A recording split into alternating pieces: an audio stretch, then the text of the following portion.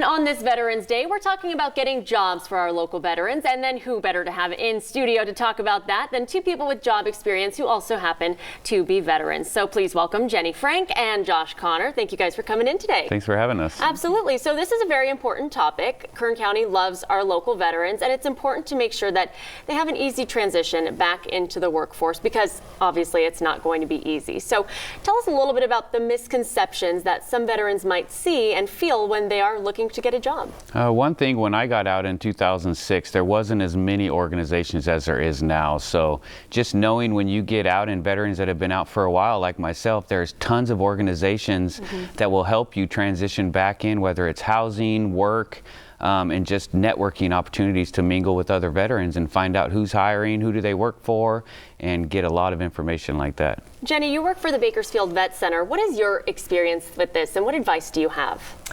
I would echo what Josh said, in that when I got out, I drove by those buildings multiple times before I decided to take the leap and go on in and find out what there was out there for me. And once I did, it was unbelievable, the resources that were available.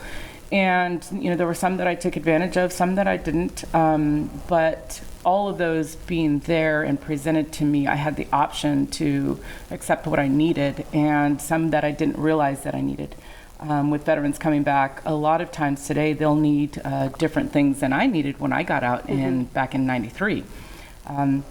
So I just, I encourage veterans to walk into one of those buildings and meet with somebody and take some advice and help them to seamlessly make that transition. How can employers help to make that transition a little bit smoother? Just with employers, just know who you're hiring. And when I usually teach the veterans that I speak to make sure you mention that in your interview, that you are a veteran, because that shows that we're dedicated, we're hardworking, and we love to stay on task, and give us a bunch of stressful stuff to do, and we're going to knock it out, the best way. So I encourage all employers to take a look at veterans first. And you veterans out there too, a lot of these places give you preference points government-wise. I know at the county they give you preference points, with the city they do. So make sure you attach your DD 214 to all your applications, just so they know that you're one of those veterans.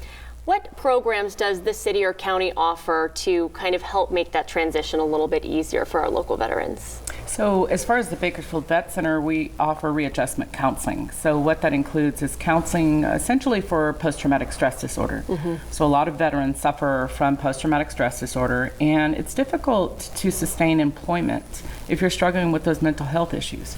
So our goal is to help them alleviate some of those issues, give them the tools that they need to work through anything that might be triggering them, those types of things in the workplace, so that they are more successful. But there are other programs, such as the housing programs. If you're not stably housed, it's going to be difficult to keep a job. So those are resources that we rely upon. The Wounded Heroes Fund, that's another great organization that gets veterans involved with other veterans and their organization, so that they can, again, have that safety net of other folks that are there to help them through. For any veterans, or maybe family or friends of a veteran who's watching this segment, what would you say could be the first step that they could take in order to go get that employment? Because it is a big process. I always say networking is key, and you want to network with other people. Let them look at your resume, let them help you with your skills that you had in the military, but in civilian life, they're going to be different. So go to your glassdoor.com, type in your MOS up there. It's going to give you how to word it so that the outside world can see what we did without saying I blew stuff up. You know what I mean? Right. No, you were a technician that worked with explosives, or just rewording stuff like that.